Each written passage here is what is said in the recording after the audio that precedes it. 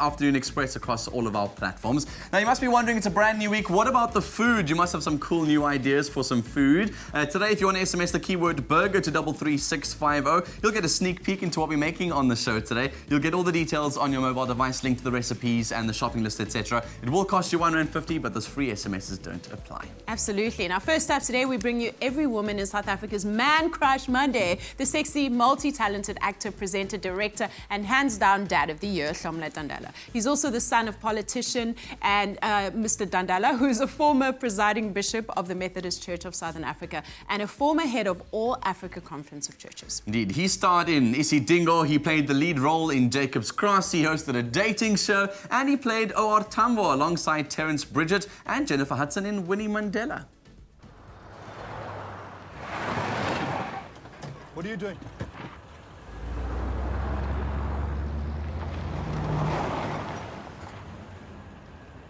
Oliver, please, ask her if she needs a lift. Please.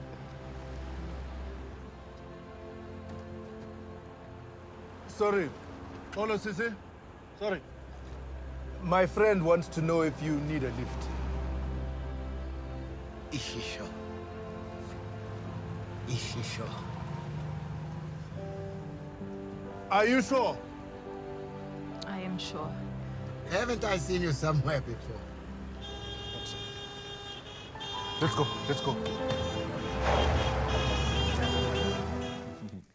Mr. Hlomla Dandala, so good to have you, dear. Hey, guys. It's great to finally have you here. Thank Long you. overdue. Very long overdue. Yeah.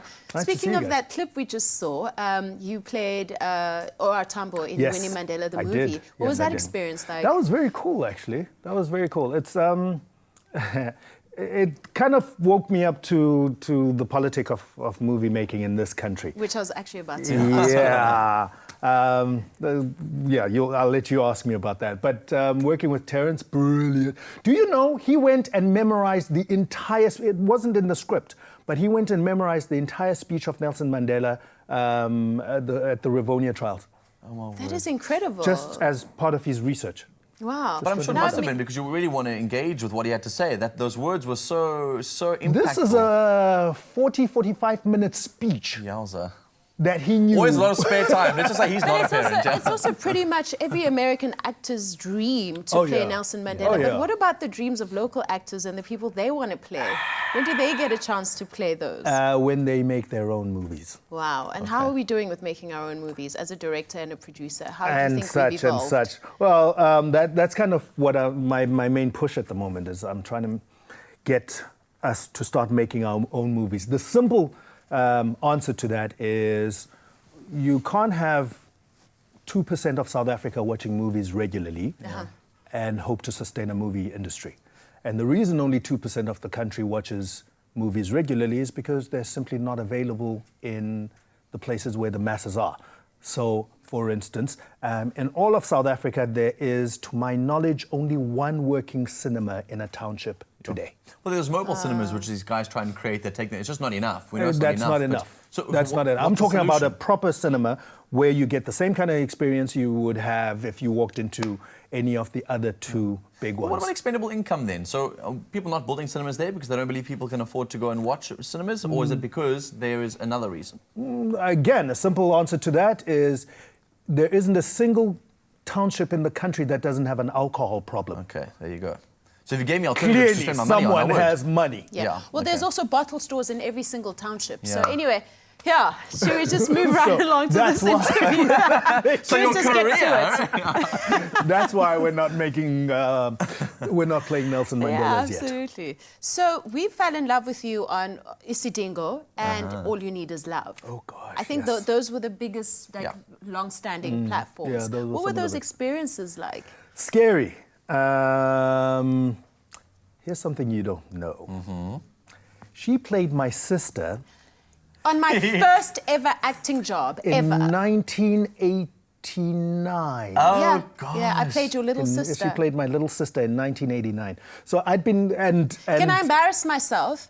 I used to write him little love notes because I had the hugest crush on him. Oh, but no, he was Bonnie. such a gentleman. He was just like, you're too young, you're a really sweet girl, but you're too young, da-da-da-da. And I was always so embarrassed when I thought so.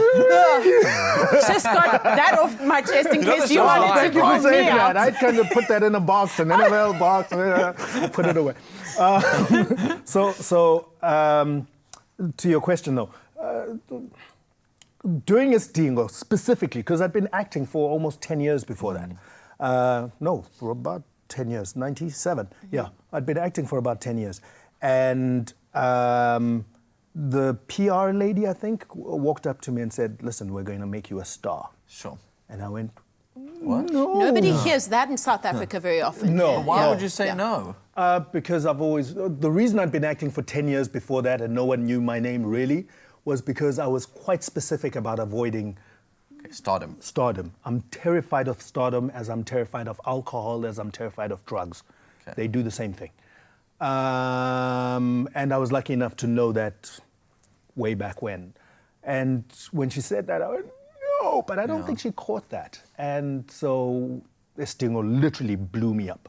Yeah. But you still had to put your finger on, or your signature on that line to know that this is what you wanted to try and do, it was going to naturally catapult you. I know lots of friends who are actors who all just feel like, I don't want the fame, I just want to really act. I want to I want to do the work. That's what gives me the life. The fame and the appearances. Well, Istingo, the character was supposed to be there for 3 weeks only. Okay, so they just extended that. And they just extended it. Derek and Nyati. and- Everyone remembers Derek Correct. Nyati. Derek Nyati was supposed to be this little black bright spark who came in, did the deal, helped them sort out their thing, Yeah. and then bounced. You said something very noteworthy for me. You compared fame to alcohol and drugs. And Yes. I've always said fame is one of the biggest drugs. Yeah, it's a high. It's a quite addictive. Crazy huh? high. It's a crazy high. Yeah. So how have you managed to go from heartthrob, sexiest man in South Africa, great actor, evolving to being one of the most authority on and an opinion leader on a lot of social issues and even politics at some stage? Because I have a And big also to mouth being a and I great don't know dad. how to shut up. That's actually it. I don't know when to shut up. I should shut up more often. Yeah? And I don't. Well, I don't think so. I think you should just keep Yeah, going. I think it's important. I mean, your Twitter account at one stage got blocked because of some of the stuff that you were saying. Got suspended. Yeah, it got suspended. Are you consciously saying, I want to be controversial, I want to make a No, noise? not at or- all. No, not at all. My only rule is be absolutely honest. Absolutely honest. And speak your truth. That's my only rule. And truth is not that popular. And Yeah, truth absolutely. tends to offend a lot of people who are gaining a lot from not being honest. Yeah, Sure. yeah. So- And you also haven't managed to evade fame. It's still And I chasing you. haven't, and it still Because chases what you me, resist and- will persist. Oh, jeez, the philosophy happening on the Very, show. very wise. It's a Monday. She's had a lot of time to reflect over this You weekend. should do a talk show. Listen, we'll be chatting to you more about your personal life a little bit later, and I cannot wait to have that conversation because you've got the cutest kids in the world, honestly. Like, as a father, you are our superhero dad. Ah, thank you. We'll be celebrating It's that mostly today. them. And speaking about dads, on our Facebook page at the moment, we're asking you the question, how do you instill values of love, kindness, and acceptance in children? Whether it be your children, brothers, aunties, uncles, whatever it might be, how do you do that? Let's find out some of these comments. Snacks Madolo says, the other day I just took my 5-year-old daughter for shopping and asked her to take whatever she wanted, and she did. It was the best feeling I could ever had. Her joy is joy. How does that teach people love and kindness? I'm not too sure. Moralong says, we need to become judge. or be what you wish your kids turn out to be. Children are good at role-playing what they see. More positive action equals less words, and less words, #Father's Day. And I really like that one because I think it's one thing parents forget is Yeah. do what I say, not what I do. Yeah, kids Yeah. will do what you do. Yeah, good. Absolutely. Always. The conversation around Father's Day is going to continue after the break with our incredible father of the moment. Live scratch-free with new Head & Shoulders African Scalp Care.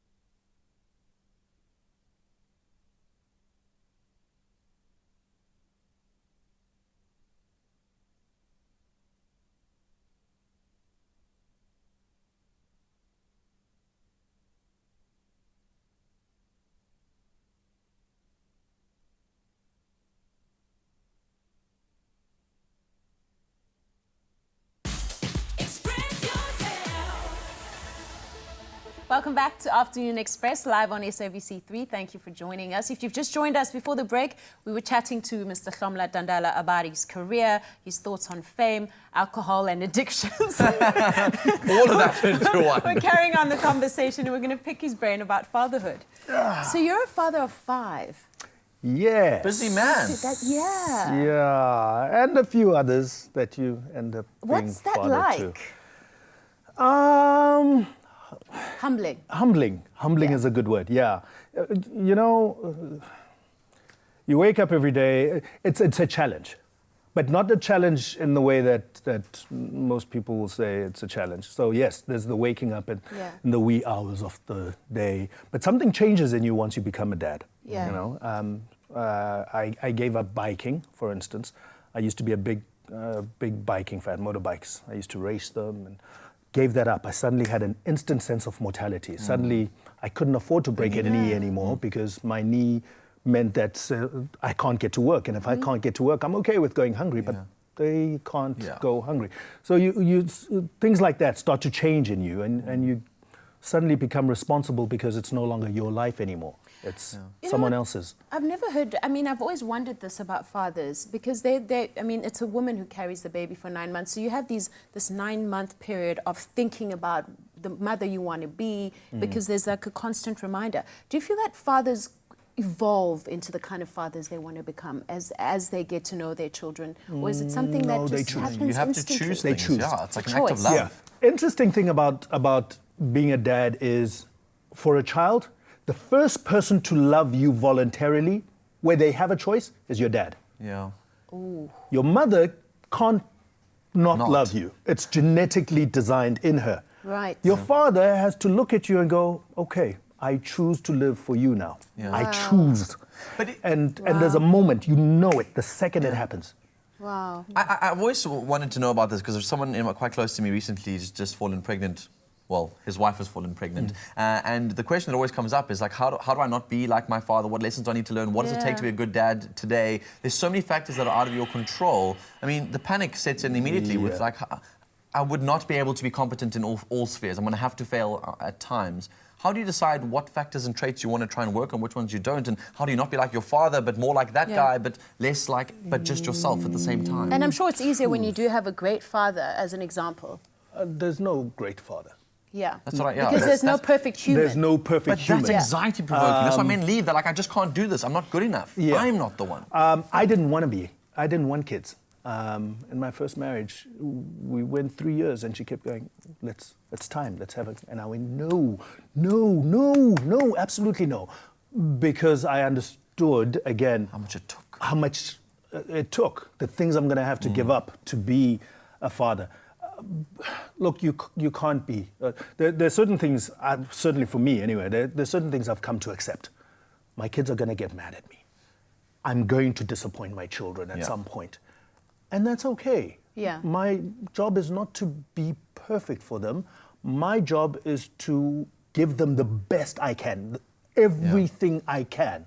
Absolutely. And after that, they're on their own. Yeah. There's going to come a time where I have to let them go. So the pressure guys put, I think all parents do actually, we put this pressure on ourselves to be perfect. You can't be perfect. Yeah. Hence, I've You can decided do the to best. set up a therapy fund so that when my kids are older, they can go to therapy and talk about how I ruined their lives, basically. It was one thing my father always said to me, is like, if you ever come back and say that I ruined your life, like I'll ruin you forever.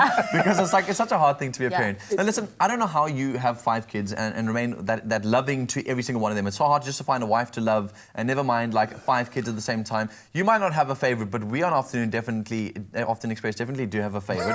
And it's your youngest. We think he's so cute, and there are so many amazing videos of him online. Let's take a quick look at one of our favorite videos we've seen on your social platforms. What's wrong? I wanted to watch TV a little bit. But it's time for bed now. It's time to go to bed right now. Okay, Daddy. Okay. So I'm switching off the TV, okay? Hey. Are you fighting for the ball? But why are you using your mouth? Because I'm still using his mouth. Okay. They are adorable. He's Oh, cute. adorable. He's such a monster. cutie. Yeah. He's such a Yeah, monster. for all your sins. For all my Yeah, sins. stop crying. It's crazy. So how do you're parenting 3 girls? Four, Three girls. 3 girls? 3 girls, yeah. Okay. So how do you think women can be raised differently? And how do you think boys can be raised differently? What do you think needs to change, if anything needs to change? How do we prepare girls for the world and boys for the world we live in?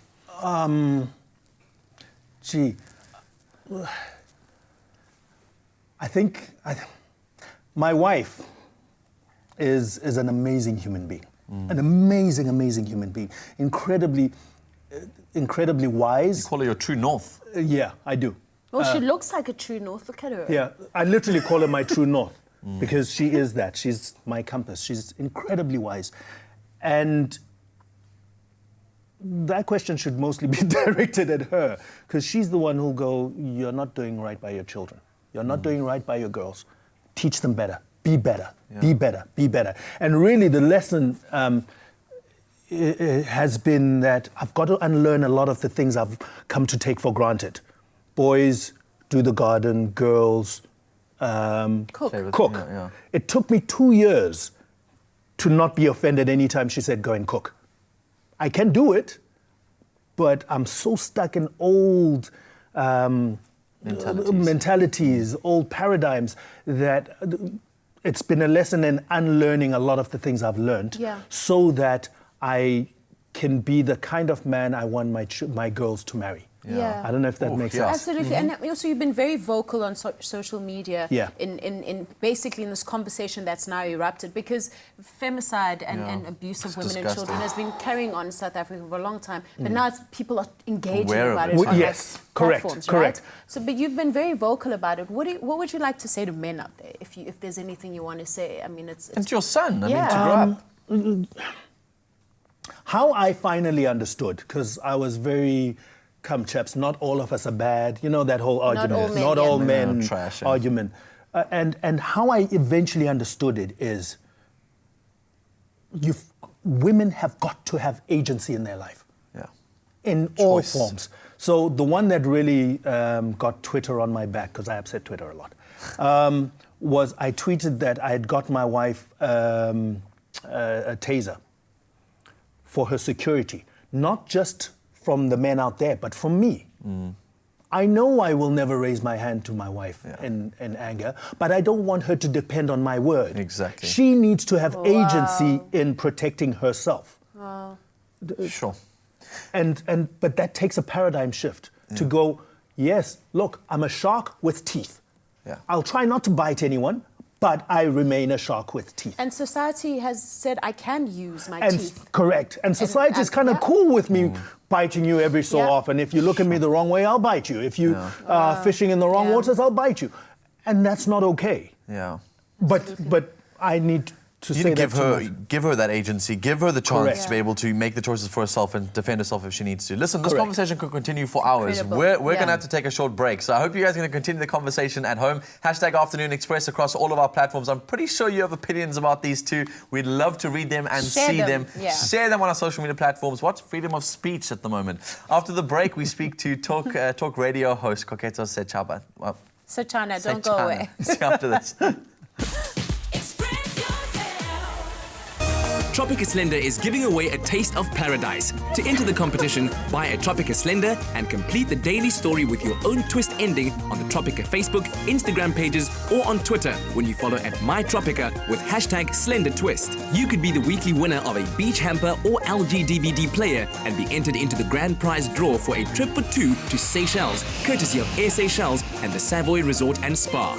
T's and C's and details on tropica.coza.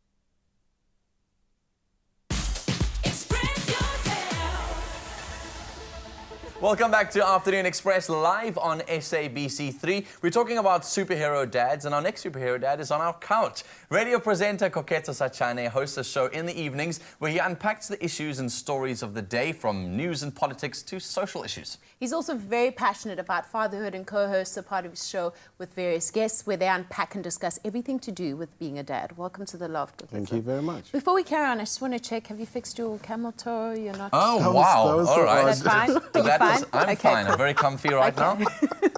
How are you, Koketso? I'm still with the camel toe, but I'm good. I'm good, thanks. Thanks for inviting me, guys. Awesome. From radio to the television show today, you've unpacked everything. And I love your thoughts and opinions. I listen to your show every evening. And I really like the way that you tackle these issues from all spheres. You take the conversations from all viewpoints, right, and you package them quite nicely into this conversation. But you're a dad yourself. Yeah.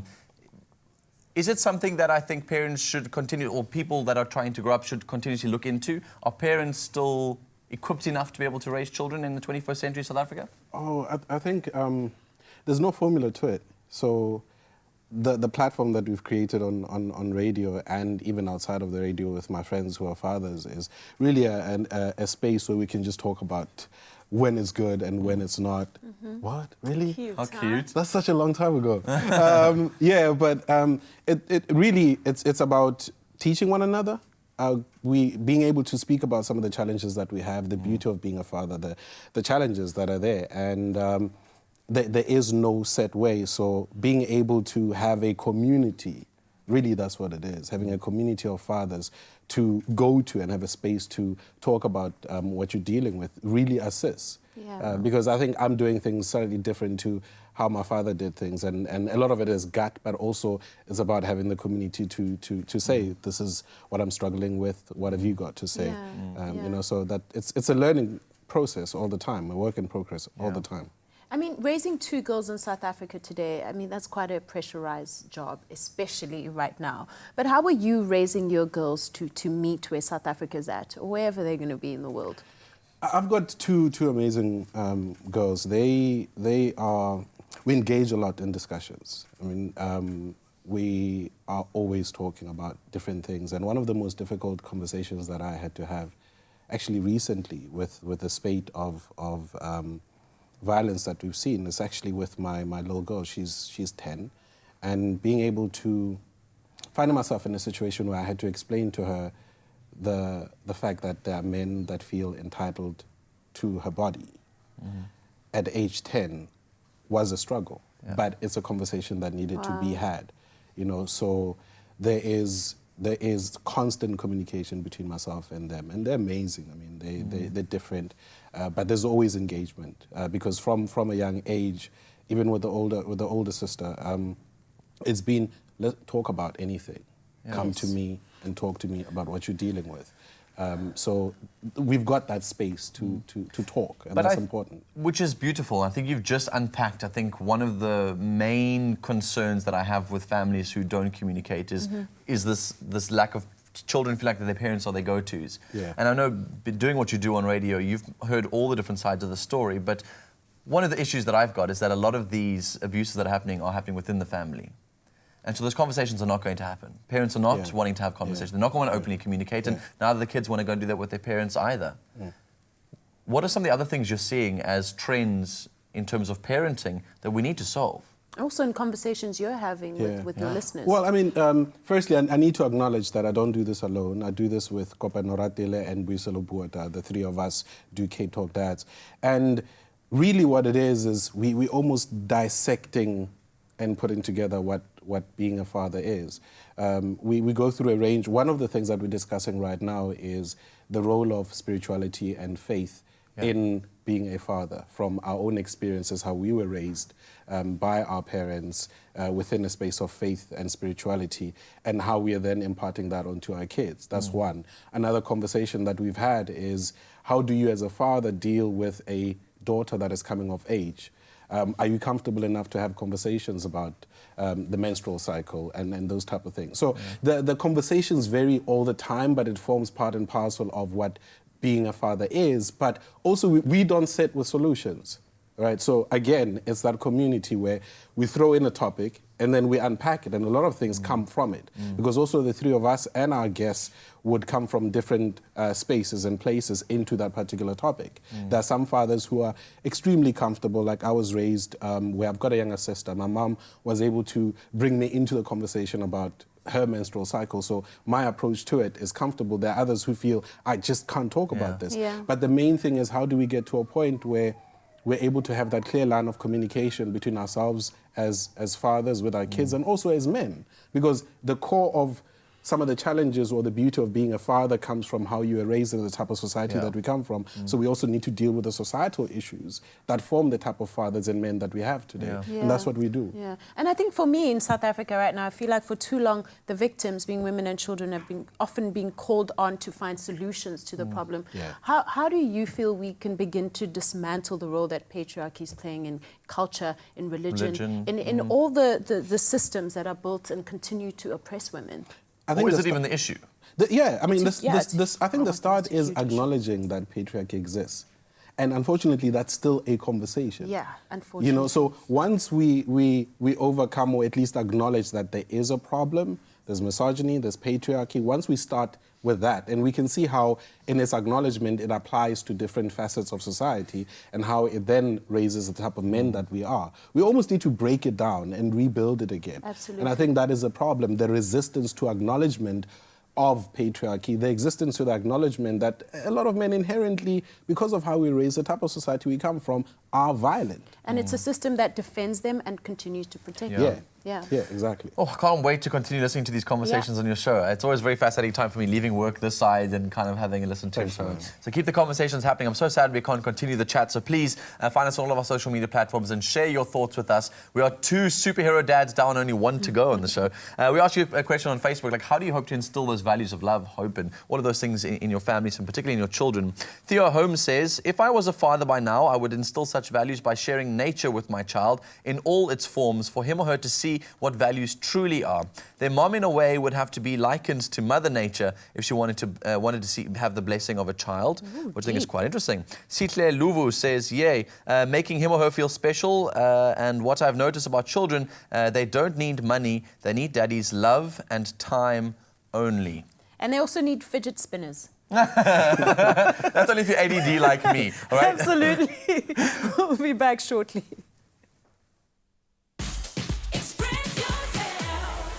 Sea Harvest. New look, same great taste.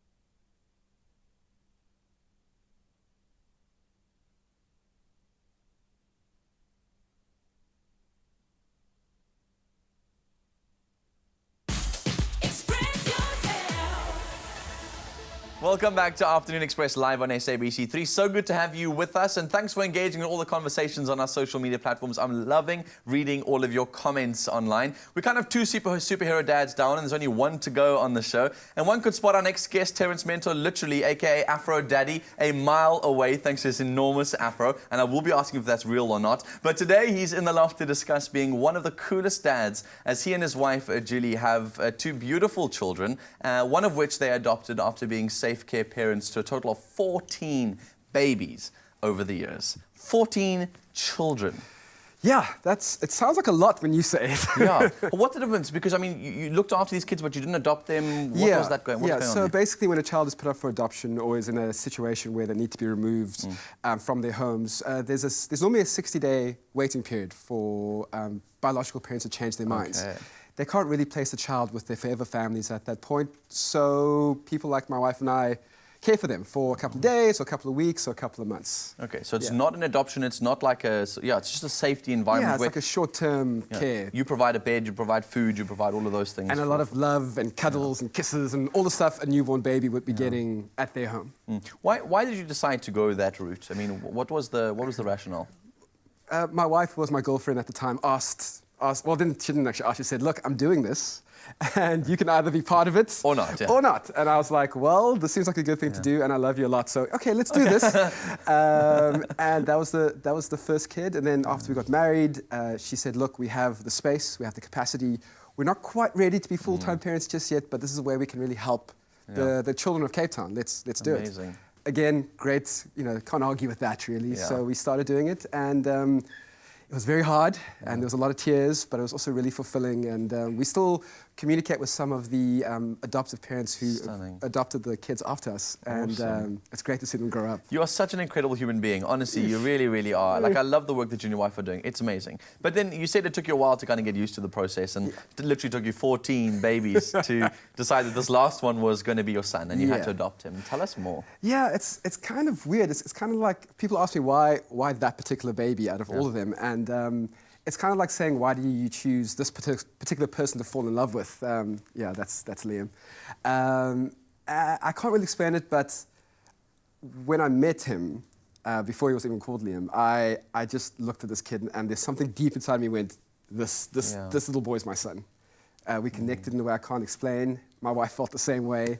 And we were very lucky that we had some great social workers supporting us through the process. And a couple of months later, we adopted him formally. Sure. Stunning. And then literally like 2 months later, you fell pregnant, or 4 months later, you fell pregnant with your own biological child. Yeah, that was a bit of a surprise. It was planned? It was planned. Eli, if you're watching this, we love you, but you were not planned. So we have 2 kids, 2 boys, 18 months apart, and they're a lot of energy, they're a lot of fun. And that whole experience was very different from, obviously, the adoption process. But it was great. Yeah. You guys are the typical example. Bonnie said this at the top of the show, like a Rainbow Nation family, you know. Very dysfunctional. Yeah, well, no, not just, I hope it's not dysfunctional. You guys are very functional, clearly, because there's so much love in your family, and it's very present, and it's very obvious to the outside eye looking into your family. But that comes with so many different stigmas with your family. I mean, like, you know, having a mixed-race baby, you know, adopting a black child, being a coloured man, married to a white woman. Does that not come with a whole bunch? And how do you deal with all of the stigmas that come around with that? Because are you getting the support you need? Well, we're very fortunate. Firstly, all of this comes with a lot of discussion beforehand. Okay. It's like not the thing you just say on a whim, I'm going to adopt a black baby. You really need to think it through properly. We were very lucky when we went to go talk to our families about it, our family members. They were completely supportive. There was a lot of learning that we all had to do, you know, the kind of language we used. A lot of us had to change the way we think. Like Koketso was saying, there was a lot of coming to terms with how we really feel about black people in this country. Both my wife and I are still learning, going through the process and learning that. And I've been pleasantly surprised at the way people respond to us. There's a lot of smiles, there's a lot of, like what you're saying, people going, that's great, that's awesome. It's awesome that we're seeing people of all different races mixing in families. Sure. That's brilliant to see that you got that kind of support. I don't know if people are smiling because of your family dynamic, because of your hair. It's real, right? Yeah, well, this is the problem, is that I'm not sure if they're laughing at us or with us. But the hair is real. I grew it myself. Oh my gosh. And it's a blessing. Thank goodness it's winter. Thank goodness it's winter now. It's keeping you nice and warm. No one has seen my ears in like 5 years. Yeah. Listen, I'm so inspired by the work that you do because you've raised this incredible family. You just exude this joy. Your family's filled with love. I can see by all the images you've been posting. But the one thing that inspired me the most about your journey is that you knew as a father you didn't have enough resources to, take it. You couldn't know it all. Yeah. And you went online to try and find some help and some platforms. And you realized there wasn't enough. And so you started Afro Daddy, which was like a Facebook page, I think, for people who wanted to just share information with each other. Yeah, so it started as a YouTube channel of just me kind of talking about my experience, and then it became a Facebook page. And I really want to build a platform where dads and parents and moms too can start to support each other, because being a father is hard, really, really hard, and we're really one of the first generations of really engaged fathers. So we need as much help as we can get for each other. So really it was a case of me going, I need help, please everyone else help me. And now it's a case of what I'm hoping is for other dads to look at the content that I put out there and go, okay, I'm not alone. Yeah. That's really what I want to be there for them. I'm going to shake your hand. You and your Stop it, family you. are incredible. You guys are absolutely amazing people. 3 superhero dads on Afternoon Express today. I hope you're as inspired as I am. Afternoon Express on all of our social media platforms. Share your thoughts, share your opinions, and share your love for fathers who are doing amazing work in South Africa. We're still celebrating all things fathers and father figures today in the loft. And speaking of which, Clem has got an assortment of Father's Day's gifts to take us through. Do you want to do the honors, Clem? So, before I ruin it all for you. No, it's fine. You can't ruin anything. So I turned 30 this year, and it's amazing. Turning 30 made me it was like, in the movies, it's like this amazing flashback happens. All of a sudden, I remembered the most amazing things from my childhood that I previously just didn't even think about. Wow. It was absolutely insane. So I missed that when I turned 30. No, really, it's quite crazy. So it's made me very emotional since I turned 30. So this year I've actually gone out and I bought all my dad's Father's Day gifts according to memories that we actually have. Really? Yeah. What are some of those memories? So this be the cheese. I'm going to bring it straight in. Is it all linked? Okay. So I've got this amazing shaving kit over here. Aww. And honestly, the first time I ever shaved, my dad sat me down and we did the whole thing. He kind of mimicked it. And we did it together. Really? And I think that was something so important. Like, I'll never, ever, ever forget that. So I've got him that, and hopefully he's gonna, I'm gonna give it to him and see if he can put the two together and kind of remember what it's from. Also, my dad preaches that he doesn't have a sweet tooth. Okay.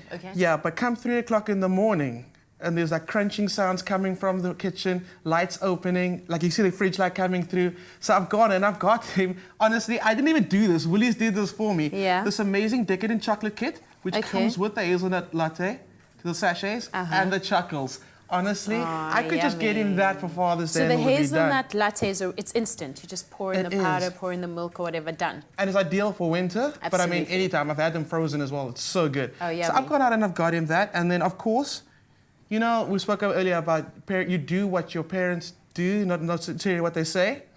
My dad is the ultimate braai master. And he's never actually sat me down to say, this is what you do, this is what you do. Yeah. I learned by just watching. You just learned by watching. Just watching him. So I've got him this amazing basting kit. And this guy, which actually I might not give to him, I might just take it for myself. You might just keep it for yourself. What does this guy do? It's a little wire rack. So the smaller things you braai on fire, sometimes it could fall through the grids. So you put them in this wire rack? Yeah, well, so I'm a bit... take that. Yeah, he's seen this now, but I mean, gifting, re-gifting, I don't know, we could do that. That's amazing. Like if you want to braai bacon, for example. Yeah, that's exactly what it should be for. Exactly. So it's these memories, literally going through the list and seeing what Willie's have on shelf right now that literally tugged at my heartstrings, and I was just like, you know what? I'm not going to say anything. I'm going to give it to him. I'm going to see if he can put 2 and 2 together. Okay. But I know your boys. Okay? My boys are little, so So what do you think? some things memories in front of you? What do you think they'll go for? I mean, they usually go for something that looks a bit mysterious, so they'll probably go for this. What's in here? So those are chocolate-coated espresso beans. So another thing, my dad's he doesn't love coffee, but he loves everything coffee-flavored, which is amazing. So you would absolutely love that. It's really great is that the bitterness of the chocolate, of the actual bean on the inside, brings out the sweetness of the dark chocolate. So it's really, really cool. Well, I chose well because my boys know that I absolutely adore coffee. Okay. I don't get out of bed before I have a cup of coffee. There we go. So that'll be a great one. Absolutely. And also, if you're buying, you know what? Let's just talk about this one, seeing as it keeps on falling. Yeah. So, yes, my dad and I do sometimes sit, especially on a Sunday after lunch, and he's really into his red wines. And we'll sit there and we'll do that little tasting.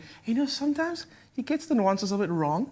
Yeah. He'll be like, oh, it smells like oak. And I'm like, no, not even. But he's your dad. So you'd be like, yes, it smells like oak. Aww. So, I mean, he's going to absolutely love that. I love seeing the nostalgia on your face when you speak about your father. And speaking of which, we're running a fun Father's Day competition on Facebook at the moment. Head over to our page, Afternoon Express, find the competition post, and share a funny story about you and your dad, and you could win a Woolies voucher to the value of 2,000 Rand. T's and C's do apply and can be found on afternoonexpress.co.za. That competition sounds like so much fun. If my father's watching the show right now, he knows all those stories we'd love to share. And I know you got them too. Share them with us and you could be a winner on Afternoon Express. Now listen, tonight is a big night on SABC3. Tropica Island of Treasure Seychelles, the finale, the grand finale is coming your way. Only 2 teams still remain, Team Civ and Team Unger. Who will be the winner of that 1 million Rand grand prize? It's all to be revealed 7:30 p.m. tonight on SABC3. If you don't want to miss it, here's a quick preview of what you could expect. Tonight on Tropica Island of Treasure Seychelles. Go! It's the grand finale. 5 stages, 2 teams, and 1 million Rand treasure to be won. The always confident Team Civ face the underdogs Team Unger in the most difficult challenges yet. But who will leave paradise 1 million Rand richer? This is the moment you've all been waiting for. Tropica Island of Treasure Seychelles, tonight at 7:30 p.m. on SABC3. The stage is yours.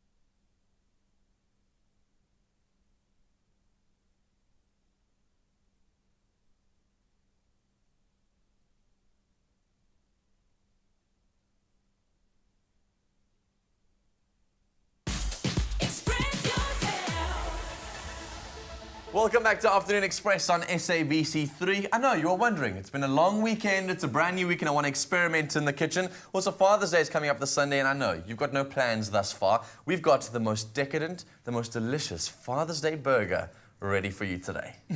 Take it away, Yeah, Clem. but I'm trying to get men into the kitchen. I think that sometimes the reason they don't get in is because they're actually a bit too scared. They're going to make mistakes. Yeah. You know what? Mistakes in the kitchen is fine. It's okay. Cool. Always get takeout at the end of the night. It's The fine. messier, the most fun you have, the more fun you have. So I like that idea of just sort of get in there, try it out and see what happens. Exactly. We're both men in the kitchen. We've been cooking for the last 2 years together. I know. Look at that. And you're an amazing person. Like, to cook in the kitchen, you're really good. Thanks. You're really good. Thanks. I'm So messy, but good. in saying that, I'm going to put you to work on one of my newest recipes. Right. It's also from experimenting. So I've got to make a beer cheese for our burger. A beer cheese. Cool. Wow. Okay. Let's get started. So I've got some beautiful boerenkaas over here that is just grated up. Boerenkaas is my favorite because it gets flavored with like cumin, coriander sometimes, even basil, Yummy. which is really, really great. This is the one with cumin seeds in there. That's enough.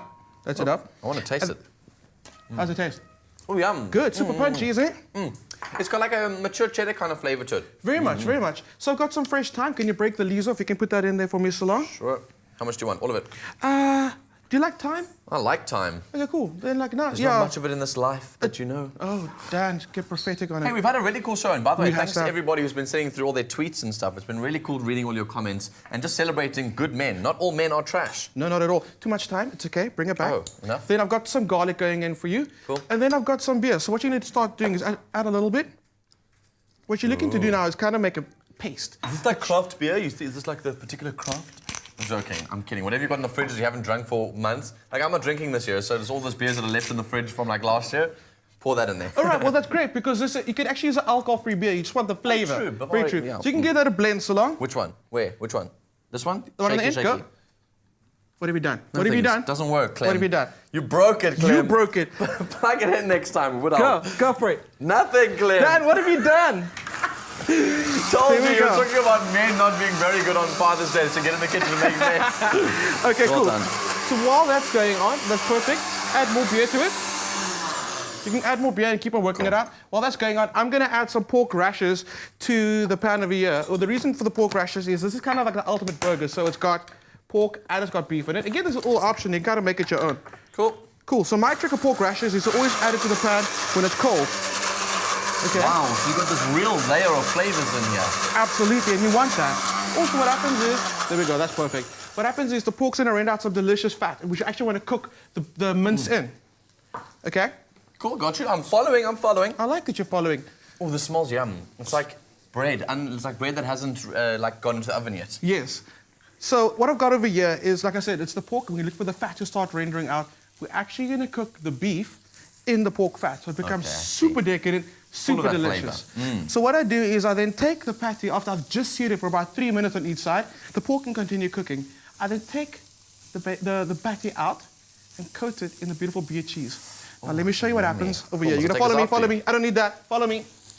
We're going to the other side, going to the other side. Okay. Oh, wow. So look what happens. The beer cheese melts perfectly over the beautiful patty. Just with the heat of it just coming off the pan. No, actually, pop it under the grill for like 5 minutes or so. It's super delicious. It becomes so intense, and that flavor is in there. It's so good. Again, you don't have to use proper beer. You can use alcohol-free beer just for that flavor. Let's start building these bad guys. Cool. So Dan, if I can ask you to start chopping some pickles for me. I can do that. Yeah. I'm trusting you with this one. Oh, you're trusting a man to chop a pickle on the No. show. That makes like he's like, no, not the pickle. I judge people by how they chop the pickles. Okay. Oh, wait, sorry, I must do it like Try you again. said. No, you know what? Just teasing you. You're doing a very good job. So I'm going to start off by doing some onion marmalade, which is always delicious with a burger. Cool. Onion marmalade first. So my big favorite is sweet.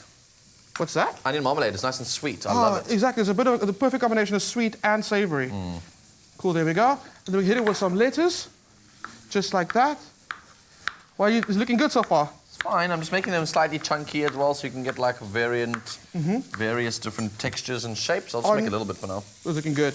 On go our beautiful pork rashers, and Yummy. then our patties. So this is the part where you can play at home, basically. So if you want to make yours in your own different style and way, go for it. Throw some pickle on, throw some extra marmalades, etc. And just like that, you've got your very own Father's Day burger. Make it messy, make it fun, make it full of flavor. That's the most important part of doing one of these. If you want all the details on how to make it, don't worry about taking notes. You can SMS the keyword burger to 33650. It will cost you R1.50, and those free SMSs don't apply, but you'll receive an SMS with all the details on how to make these. And if perhaps you've just tuned into the show today and you're like, what are we making? How do we make it? Here's a quick recap.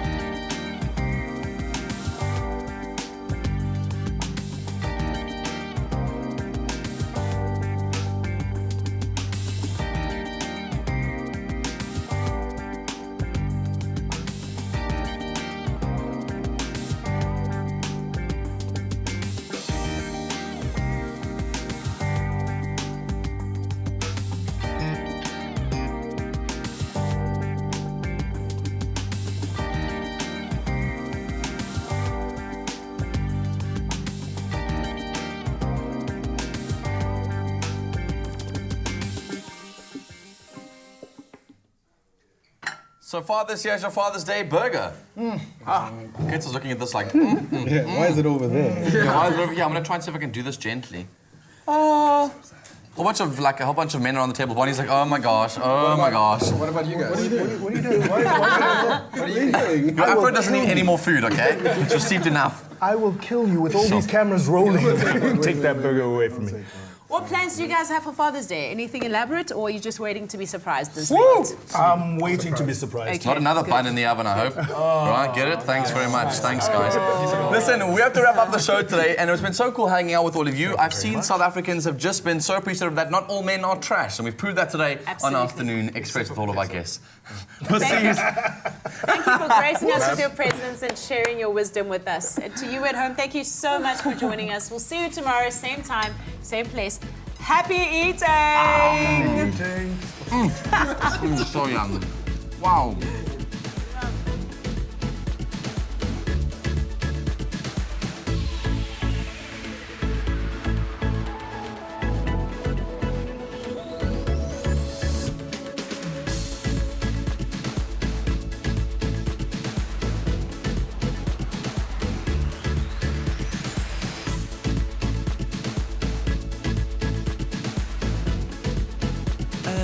Another feel-good production.